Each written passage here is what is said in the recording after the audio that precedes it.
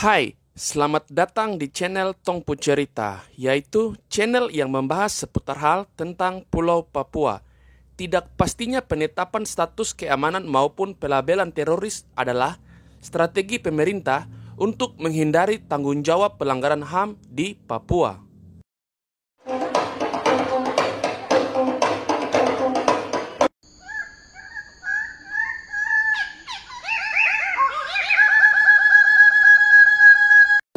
Ribuan pengunjuk rasa menduduki kantor Gubernur Papua pada hari Senin 19 Agustus tahun 2019. Massa yang kebanyakan berasal dari kalangan mahasiswa mulai ramai pada sore hari sekitar pukul 4 waktu Indonesia Timur. Para pengunjuk rasa memprotes penangkapan paksa 42 mahasiswa asal Papua dan penculikan 2 mahasiswa yang bersolidaritas di Surabaya. Penyebabnya, para mahasiswa itu memprotes tindakan rasisme Serda Unang Rohana, Babinsa Koramil 0831-02 Tambak Sari. Pada 16 Agustus tahun 2019, Unang menendang 3 kali pagar asrama dan meneriaki monyet ke mahasiswa asal Papua. Dilmil 3-12 Surabaya memvonisnya hanya 2 bulan kurungan penjara. Namun, hukuman itu tidak perlu dijalankan jika sepanjang masa percobaan Unang tidak melakukan pelanggaran disiplin. Pelaku lainnya Syamsul Arifin yang juga meneriaki monyet ke mahasiswa asal Papua. Bapak harus tidak boleh begitu, Pak. Bicara pelan-pelan, Pak. harus mengarah ke oknum Bapak. Ada oknum, laporkan ke pimpinan saya. Coba. Ya. Iya, Kamu ini bendera ini kamu. iya tidak semua penghuni di sini. Alah, penghuni keluar. Hitam. Tri Susanti dan Andrea Adiansyah yang menyebarkan informasi palsu mahasiswa merobek, mematahkan tiang, serta membuang bendera merah putih ke selokan. Hanya divonis 5 bulan, 7 bulan, dan 10 bulan kurungan penjara. Ini dianggap tidak memenuhi rasa keadilan sebab tindakan mereka itu memicu protes besar-besaran. Tindakan rasis dan tudingan hoaks mereka membuat beberapa tokoh berorasi di depan massa kantor Gubernur Papua pada Senin 19 Agustus tahun 2019. Salah satunya yaitu Victor Yeimo, mantan juru bicara internasional Komite Nasional Papua Barat atau KNPB. Di tengah aksi damai tersebut, Victor menuntut pembebasan Papua dari cengkraman pemerintah karena tidak ada solusi lain, tidak ada masa depan bagi rakyat Papua di dalam Indonesia. Angkat tangan! Angkat tangan kiri. Bang lihat angkat tangan! Kiri melambangkan perlawanan rakyat Papua. Bang lihat, bang lihat. Kamu dibuat dan sudah. Papua! Papua! Demonstrasi ini merembet ke daerah lain, meliputi Manokwari, Sorong, Jayapura, Timika, Fakfak, dan Deyai. Buntutnya panjang. Beberapa orang ditangkap, termasuk Victor yang masuk dalam DPO pada September tahun 2019. Terbukti ada ketimpangan tuntutan dan vonis antara pelaku rasisme maupun penyebaran hoaks dengan demonstran. Jika yang menyebar hoaks dan pelaku rasisme hanya beberapa bulan kurungan penjara. Lain hal dengan yang menjadi korban rasis dan menuntut keadilan malah dituntut bertahun dengan alasan tindakan makar. Inikah yang dinamakan keadilan bagi seluruh rakyat Indonesia?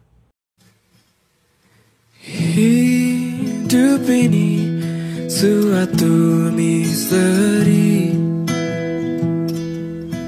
tak terbayang juga tak terduga. Beginilah kenyataan ini. Ada beberapa hal yang saya mau sampaikan yang mulia. Ya. Apa itu? Pertama, dari proses ini saya lihat tuntutan sudah 15 tahun, bahkan 20 tahun pun kami siap jalani. Dan negara sudah perjelas status saya, Buktar semua perjelas. Permintaan saya minta keringanan buat adik-adik mahasiswa 4 orang yang diproses hukum sama dengan kasus rasisme di Surabaya. Seperti kalau saudara Agus ke saya. Ya, yang mulia itu tuntutan saya.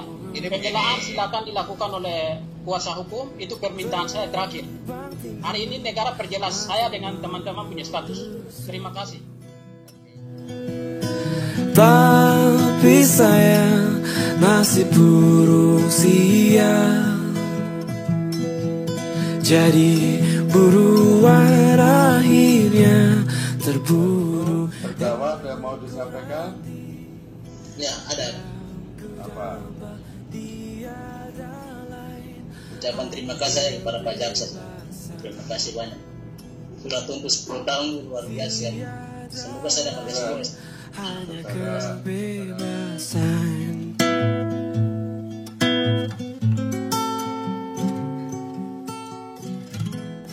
GPU, masa depan kita masih panjang, bagaimana itu? Tidak adil sekali. Hidup ini suatu misteri, tak terbayang juga tak terduga. Beginilah kenyataan ini. Aku terkurung di dalam duniaku yang ku dambakan, yang ku nanti tiada lain, hanya kebebasan.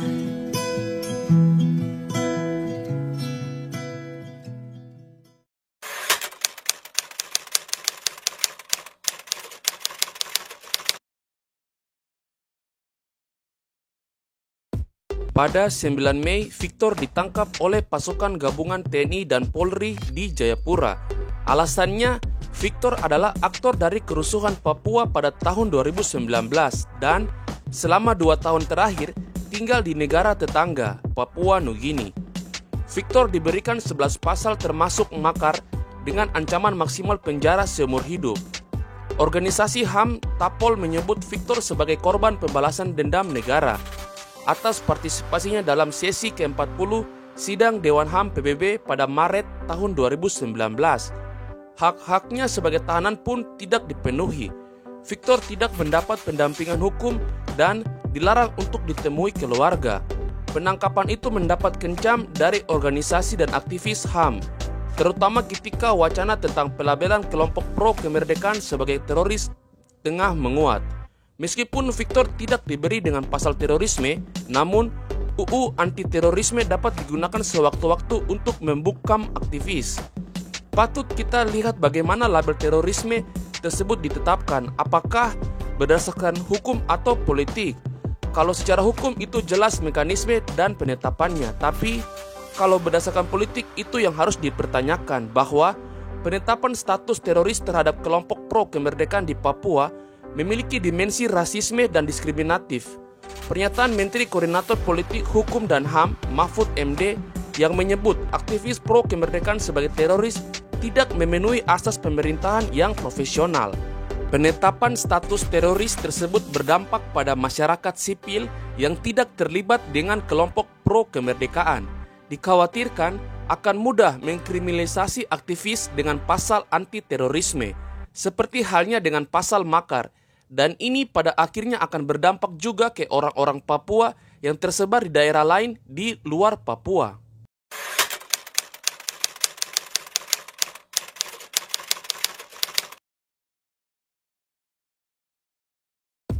Tidak ada daerah yang begitu lama diterpa konflik berdimensi vertikal di Indonesia selain Papua. Aceh dan Timur Leste pernah memasuki masa kelam konflik bersenjata. Namun kendati berdarah-darah, keduanya mampu mencapai perdamaian lewat dialog. Sayangnya tidak begitu halnya dengan Papua. Sejarah mencatat, daerah di ujung timur Indonesia yakni Papua terjebak konflik yang tidak berujung. Namun pemerintah terus berusaha menyelesaikannya.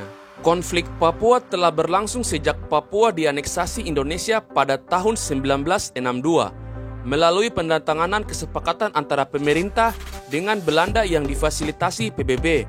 Sejak saat itu, bermunculan kelompok yang menentang aneksasi dan menyuarakan kemerdekaan. entah lewat jalur politik maupun bersenjata. Di era rezim Orde Baru, status daerah operasi militer atau DOM sempat disematkan ke Papua. Status tersebut dicabut pada tahun 1998 seiring runtuhnya rezim Soeharto. Pencabutan status keamanan tersebut nampaknya justru membuat nasib Papua terombang-ambing. Pencabutan tersebut juga nyatanya tidak serta-merta menghentikan peran militer di Papua.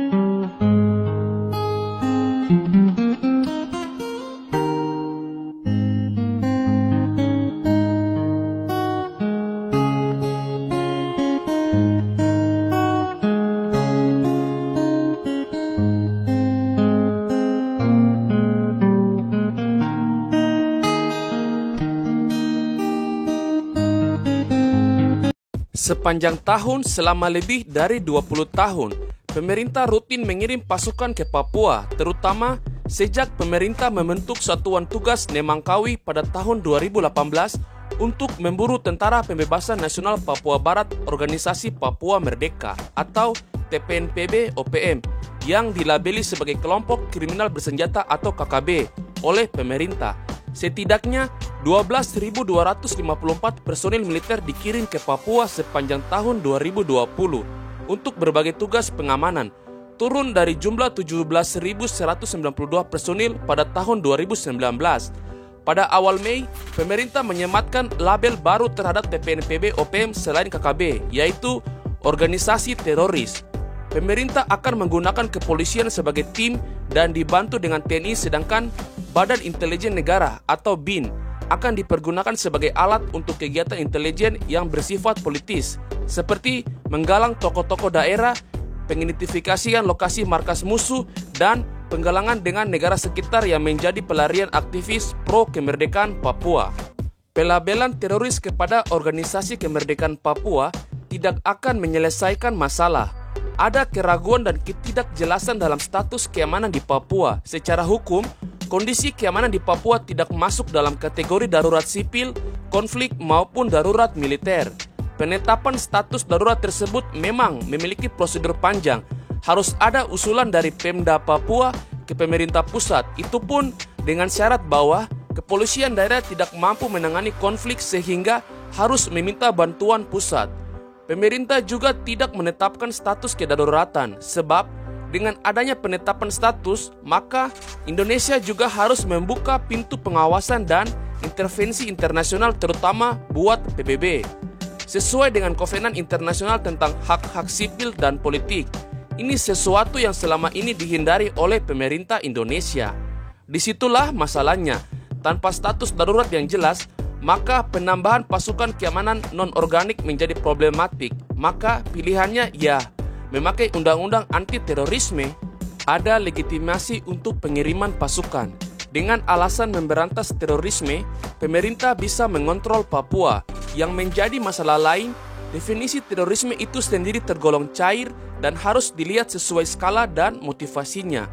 Pelabelan tersebut hanya akan memperluas konflik.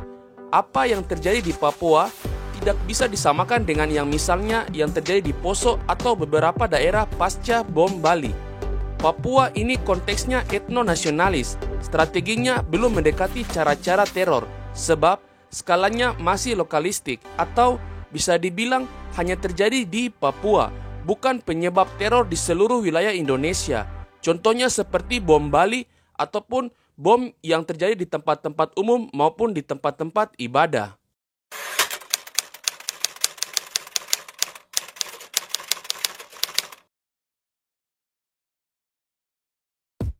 Walaupun konflik masih terjadi di Papua, status keamanan di Papua saat ini masih dalam status tertib sipil sejak DOM dicabut.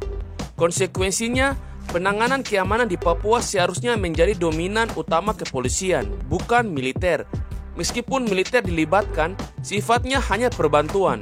Namun yang terjadi saat ini justru sebaliknya. Perbantuan tersebut telah menjadi operasi militer.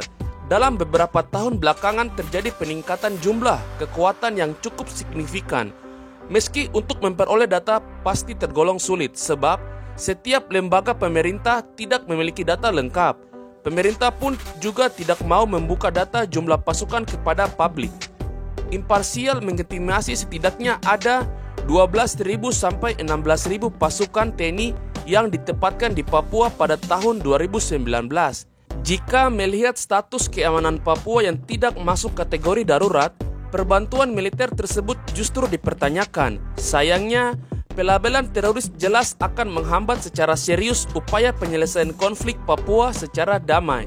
Sebab, label terorisme juga tidak hanya menyasar kelompok bersenjata, melainkan semua komponen masyarakat Papua yang selama ini menuntut hak-hak secara damai. Dengan demikian, eskalasi kekerasan dan pelanggaran terhadap hak asasi manusia akan meningkat di Papua. Dengan alasan penanganan terorisme, pemerintah bisa sedikit menghindari dari tuduhan pelanggaran HAM.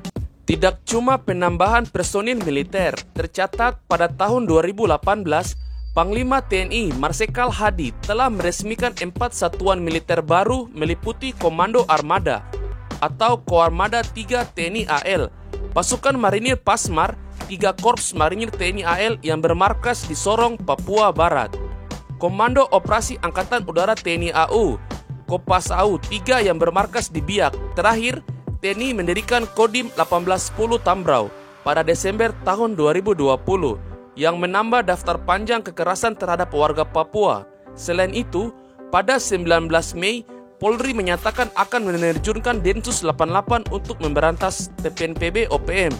Kabak Penum Divisi Humas Polri Kombes Pol Ahmad Ramadan mengatakan jika ada perintah dari Kapolri, maka Densus 88 akan dilibatkan dalam Satgas Nemangkawi.